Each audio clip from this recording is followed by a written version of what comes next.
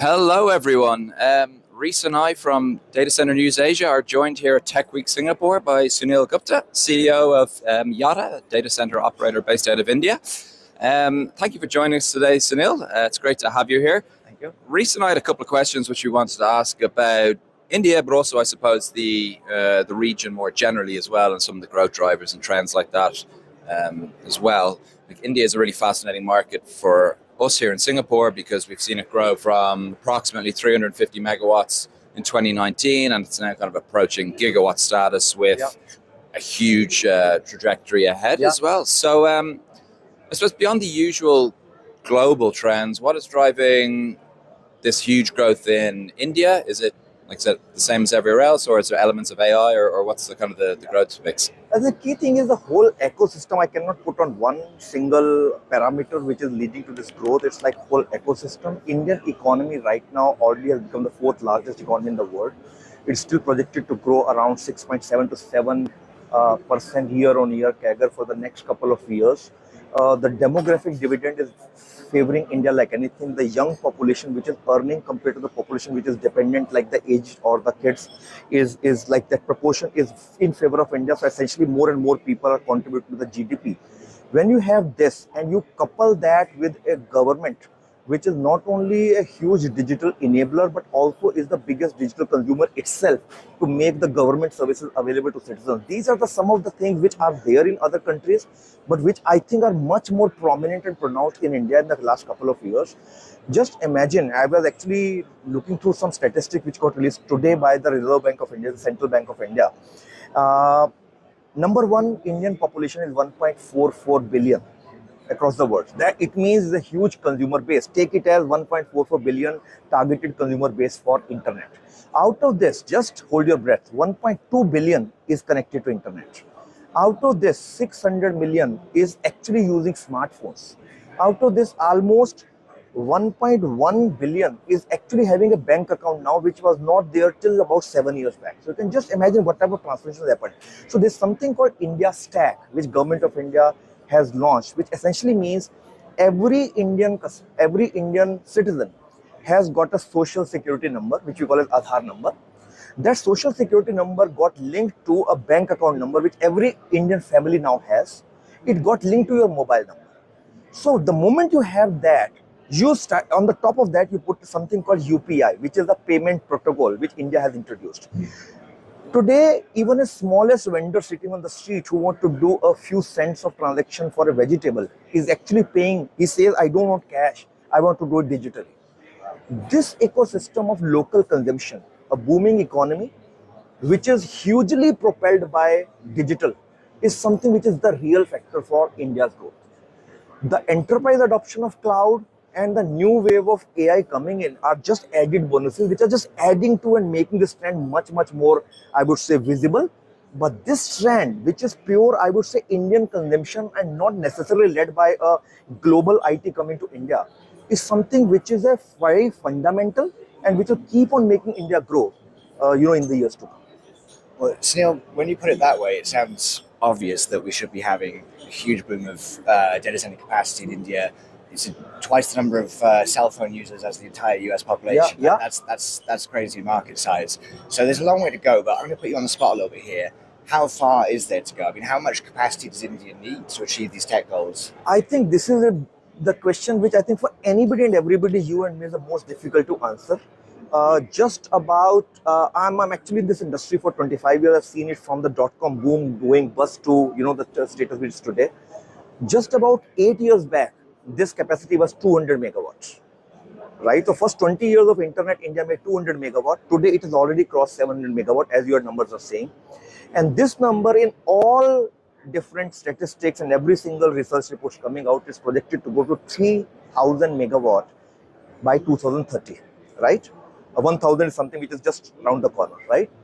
Now, if we just use the statistics of the megawatt per million of population, which I think you measure and many other measure, India still, I think, has a long way to catch up. So if Indian population is as much digitally enabled and they are consuming content and every other form of digital like any other, let's say, a US or a Chinese citizen, there's no reason to believe that India should not have an equivalent amount of back-end infrastructure to propel its digital ambition. So naturally, it means this ratio for India, the megawatt per million, need to increase. If we see from that factor, possibly India still need to go 10 times compared to still what it is today. And by the way, these statistics still do not capture the latest wave which suddenly has come into our lives, which is chat GPT, generative AI and AI. Now, what will be the impact of that? Yesterday, we all heard Noel Walsh from Microsoft. By her own accord, she is saying, whatever I have invested for cloud today, similar capacity you can expect for AI. So my answer is I really don't know. So that is why we all, while on one side we are making sure that whatever ground up capacity we make for India is that way is lucky that we started this wave late. So ground up we can take care of the concerns of sustainability as much as we are trying to go for growth. But the point for all of us today is build, build, build.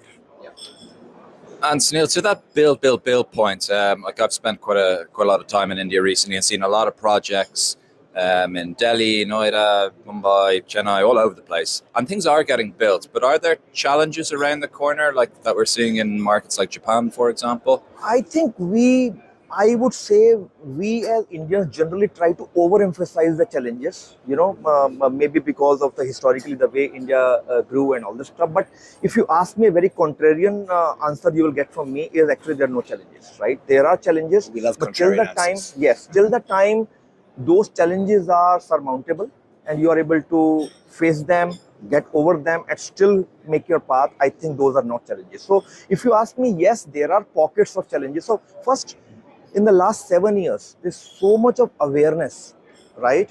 On the part of governments also, right at the central federal government level as well as the state government level, at the municipality level, that digital is the way to grow. Prime Minister says 20% of the Indian GDP will actually come from digital economy. So naturally, there is from top to down, there's a lot of awareness for digital and IT. Not only central government has come out with policies to make data centers attractive, to investment to data attractive, and in fact they are giving it an infrastructure status, which means you will be able to get funding at a lower cost and you get it as an emergency services, which means even in the peak of emergency in a country, the data centers have to keep on operating and essential services need to keep on operating. So data centers got the status and all. But state governments are today literally competing with each other to attract data center players like us to invest into their states, because they are saying that beyond employment generation and the passive economy which will grow because of data center investment, it also has become a big status symbol for every state that will be cutting the ribbon for a data center, in our states. So with all this, I think a whole lot of that ease of doing business, which India typically is tagged as a difficult to work in, actually has improved. That parameter has improved big time. There are pockets of challenges, like for example, for some sites, you may not have power lines coming in, so it might take like a couple of months before you can get power there, right? Some sites, the fiber may not be feasible, you'll have to make some effort to get fiber there. Yes, there are certain states where the bureaucratic approvals, because you need some almost like 30-40 approvals in India before you can make everything live. So certain states, some pockets, there will be challenges of they taking more time. But if we say that because of these challenges you can't do in India, if that would have been the case, this 200 megawatt would not have become 700 megawatts. Okay, so with that then, a lot of our international viewers will be watching and thinking, India sounds like an amazing opportunity, so much business to be done.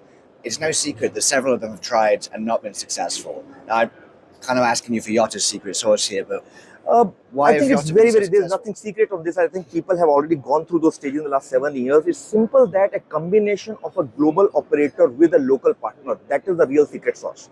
Either you are a local operator who already is possibly exposed to the global customers and the global ecosystem. Possibly that is what I got benefited, because I just happened to spend so much of time in this industry. In my previous avatar, I was actually, managing a lot of global customers. My company was acquired by a global company. So you got exposed to the type of quality, the type of scale, the type of specifications, features they're asking for. You're connected to that ecosystem. So for me, it was putting all those capabilities and experience into one bucket, add the capability of a local partner who understands the ecosystem, which is my promoter Hindani group. So essentially, you got this end-to-end capability of a local player, which is like my promoter Hirandani, with people who understand the global ecosystem of customers and partners.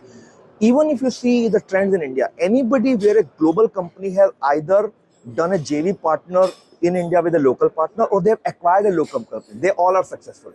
But wherever a global company has tried to go all through on its own, right from purchase of land to try to construct and all this thing, they are not able to do that. Second part, which I think is also important, is China, obviously, for 10 geopolitical reasons, has become a no-no. So you don't have Chinese hyperscalers anymore in India, or even if they are just wherever they were 5 years back.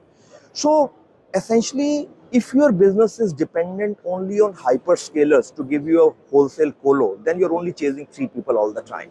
So if there are 15 providers trying to chase 3 customers, and those 3 customers are very clear about their choices of the sites and all this thing, and now because of the size and scale, they also are saying we will rather build on our own and not go to a colo provider. So there is a real problem. So the one more secret sauce, and you will see it from every single operator who is successful, either the legacy operators 20 years back or maybe Yotta, because I came from that background. You are actually making a perfect mix between wholesale colo customers and retail enterprise customers. And to retail enterprise customers, you're not only giving colo, but you're also giving them complete range of managed services, because enterprise customers have already moved away from colo long back. They want you to deliver the complete range of services. The secret sauce is, number one, have local partners who understand local who understand local ecosystem. And second is, don't put all your pies only on 3 customers, because that is a risky proposition. Spread your risk, also go into enterprise customers. That's good tips. Absolutely. No, Sunil, thank you very much for joining us. I personally had the pleasure of visiting the Noida site only, I don't know, 4 months back or so, and I can vouch for the great things that Yotta are doing in the space. So congratulations, and thanks for joining myself and Reese today. Thank you so much. Thanks for having me here. It feels Thank like you. we've had you on the show before, the number of times you reported on your new sites. Thank you. All right.